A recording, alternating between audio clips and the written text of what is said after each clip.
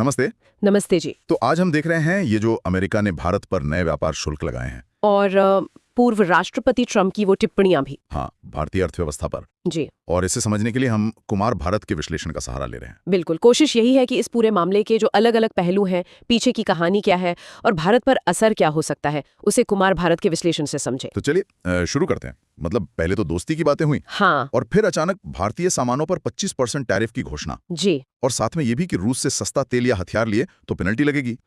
और फिर वो बयान, भारत की अर्थव्यवस्था को मरा हुआ, मतलब डेड इकोनॉमी कह दिया। हाँ, और ये सब तब जब भारत ने G20 होस्ट किया है, दुनिया की चौथी सबसे बड़ी अर्थव्यवस्था है। थोड़ा चौंकाने वाला तो है। बिल्कुल। और देखिए, कुमार भारत का जो विश्लेषण है वो इस टाइमिंग पर काफी जोर देता है।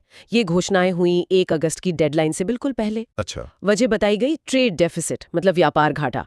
अमेरिका कह रहा है कि भाई हम भारत से खरीदते ज्यादा हैं, बेचते कम हैं। और इसके फौरन बाद पाकिस्तान के साथ एक व्यापार समझौते की बात, जिसमें उन्हें तेल बेचने की बात है। हाँ। कुमार भारत इसे भारत को उकसाने वाला कदम मान रहे हैं। थोड़ा पीछे जाएं अगर, अप्रैल 2025 में भी तो ट्रंप ने वो रेसिप्रोकल टैरिफ लगाए थे दुनिया भर में। हाँ बिल्कुल। भारत पर तब 26% शुल्क का प्रस्ताव था। हाँ। फिर बाजार में काफी उथल पुथल हुई तो 90 दिन का एक ब्रेक मिला था। सही कहा। कुमार भारत बताते हैं कि उन 90 दिनों में हुआ ये कि कई देशों पर दबाव बना। अच्छा। और अमेरिकी डॉलर की जरूरत तो सबको है, तो कई देश शर्तें मान गए। भारत से भी बातचीत हुई थी बातचीत जी। पर अमेरिका चाह रहा था कि भारत अपने कृषि जैसे जो संवेदनशील बाजार हैं वो पूरी तरह खोल दे, जो भारत ने नहीं माना।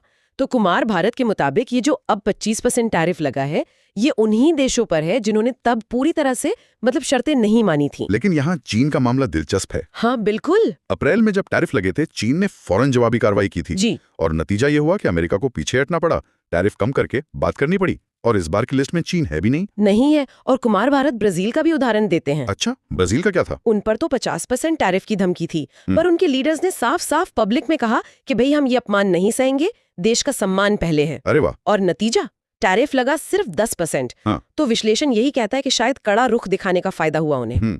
तो चीन और ब्राजील ने तो कड़ा रुख दिखाया, भारत की तरफ से क्या हुआ? सरकारी प्रतिक्रिया तो काफी नपीतुली सी लगी। हाँ बिल्कुल। पीआईबी ने कहा कि हम असर का अध्ययन कर रहे हैं। बस इतना ही? जी। और कुमार भारत इस चुप्पी पर सवाल भी उठाते अपने विश्लेषण में कि ये कोई रणनीति है या क्या है। खबरें तो ऐसी भी सुनने में आ रही हैं कि भारत ने रूस से जो सस्ता तेल लेना था वो फौरन बंद कर दिया है। अच्छा। अब देखिए, आर्थिक असर की बात करें तो कुमार भारत का विश्लेषण साफ है। फार्मा, टेक्सटाइल, ऑटो पार्ट्स, ये बड़े एक्सपोर्ट सेक्टर हैं हमारे। हाँ, ये तो सीधे प्रभावित होंगे। बिल्कुल। अमेरिका भारतीय दवाओं का सबसे बड़ा खरीदार है, कपड़ों का भी बड़ा हिस्सा वहीं जाता है। तो जीडीपी पे कितना असर पड़ सकता है? अनुमान है कि जीडीपी में 0.2% से 0.5% तक की गिरावट आ सकती है। तो फिर वो $5 ट्रिलियन इकोनॉमी का लक्ष्य, वो थोड़ा और मुश्किल हो जाएगा। हाँ देखिए, अमेरिका भारत का सबसे बड़ा ट्रेडिंग पार्टनर है माल के व्यापार में। हाँ। और ट्रेड बैलेंस भारत के पक्ष में है। मतलब हम बेचते ज्यादा हैं 86.5 बिलियन, खरीदते कम 45.3 बिलियन। हाँ, ये तो अमेरिका को खटकता होगा। बिल्कुल। और वो इसे बदलना चाहते हैं। तो कुमार भारत का तर्क ये है कि ऐसी स्थिति में चुप रहने को कमजोरी की तरह देखा जा सकता है। दुनिया में अक्सर कहा जाता है ना, शक्ति ही शक्ति का सम्मान करती है। तो क्या इसका मतलब ये निकालें कि भारतीय अर्थव्यवस्था वाकई मृत है, जैसा कहा गया? कुमार भारत का विश्लेषण क्या कहता है इस पर? नहीं, विश्लेषण ये नहीं कहता कि अर्थव्यवस्था मृत है। ऐसा नहीं है।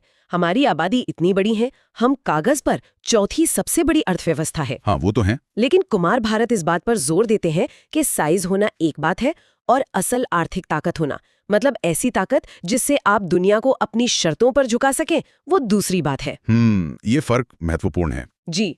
उनके विश्लेषण के मुताबिक जो मेक इन इंडिया है या स्टार्टअप इंडिया, ये पहले अभी दुनिया जीतने वाले प्रोडक्ट बनाने में संघर्ष कर रही हैं। अच्छा। नौकरियां पैदा करना एक बहुत बड़ी चुनौती बनी हुई है। आम लोगों के पास जरूरी खर्च के बाद अपनी मर्जी से खर्च करने को पैसा कम बच रहा है। हाँ, जिसे विवेकाधीन खर्च कहते हैं। जी। और ब्रेन ड्रेन भी एक मुद्दा है, मतलब पढ़े लिखे काबिल लोग देश छोड़कर जा रहे हैं। तो अर्थव्यवस्था मृत नहीं है, पर हाँ, कुमार भारत के अनुसार ये गहरी चुनौतियां हैं और कुछ हद तक जो उम्मीदें थीं उनकी टूटने का संकेत जरूर है। तो कुल मिलाकर देखें तो ये जो पूरी स्थिति बनी है, ये भारत की जो वैश्विक छवि है या जो आत्मनिर्भरता के दावे किए जाते हैं, हाँ। उन पर एक बड़ा सवालिया निशान लगाती है। कुमार भारत का विश्लेषण हमें यही सोचने पर मजबूर करता है कि ऐसे मोड़ों पर रास्ता क्या होना चाहिए।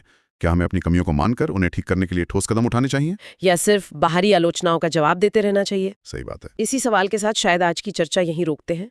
सोचने वाली बात तो यही है कि वैश्विक मंच पर सम्मान सिर्फ अर्थव्यवस्था के आकार से मिलता है या अपनी शर्तों पर अपनी गरिमा के साथ खड़े रहने के साहस से भी मिलता है। बहुत सही। अगर आपको ये चर्चा अच्छी लगी तो प्लीज़ इस वीडियो को लाइक करें, अपने दोस्तों और परिवार में ये पॉडकास्ट को शेयर करें, और आपको इस विषय को लेकर क्या कहना है प्लीज़ कमेंट करके अपना राय दें।